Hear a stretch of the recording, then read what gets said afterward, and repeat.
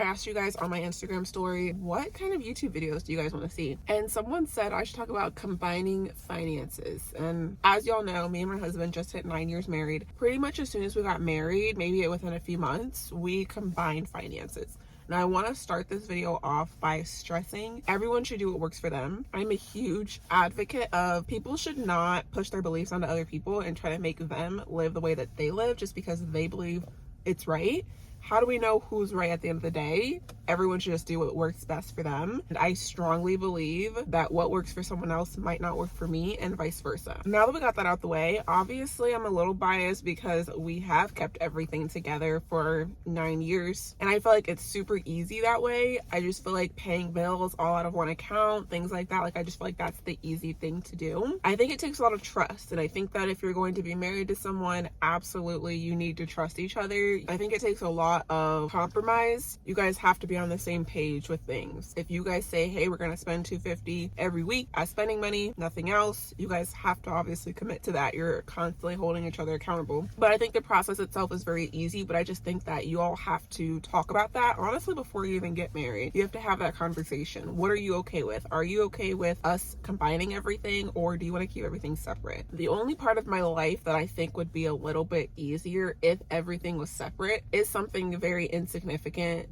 gift giving. I think that you can truly buy someone a gift if your money is your money and their money is their money, because you're spending your money on a gift or for someone else. Whereas now when we try to have gifts, it's like we combine everything is together. Like, technically no one's ever buying one person something. But aside from that, I think every other part of our life is just simple, easy, with us having everything combined. But I also think that we have had our lives being like so intertwined for a very long time. This is coming from the couple that went from being boyfriend and girlfriend to husband and wife. We didn't have an engagement. I think on the same topic, a lot of people debate about, should people split all their finances 50-50, or how should they do it? Now, this is from the opinion of someone who, I was dating my boyfriend, now husband. Something happened where my husband, then boyfriend, was being financially supported by his dad, who no longer could financially support him. So he was working at Chipotle at the time, making $9 something an hour, and that doesn't equate to being able to easily pay an $800 rent. Now, I know that does seem cheap in today's day and age, but mind you, this was 10 years ago. So I was someone who was technically living with my mom at the time, so I didn't really have any bills. And I saw my boyfriend had a need. He was already taking payday loans previously, even with the help from his dad. So he was talking about doing that again. I did not want that for him. So I was like, hey, I will help you.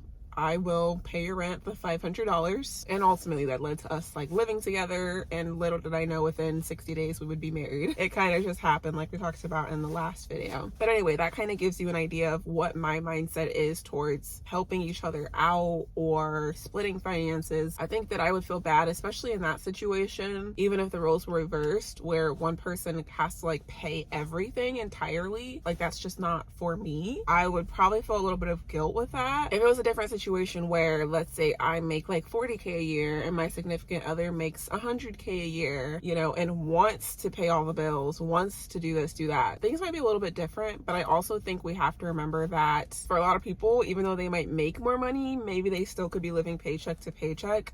So either way, I just feel like I would kind of not want that. I just don't really think it's fair entirely for one person to have to pay everything. So yes, when we were dating and living together, I did help out. I was like happy to help out. I don't want to see someone that I'm with or that I care about like struggling or to afford bills or pay rent and things like that. It's hard for me to compare my situation just because I only like officially lived with him and paid bills with him for maybe a month or two before we decided to just get married, and then it made sense.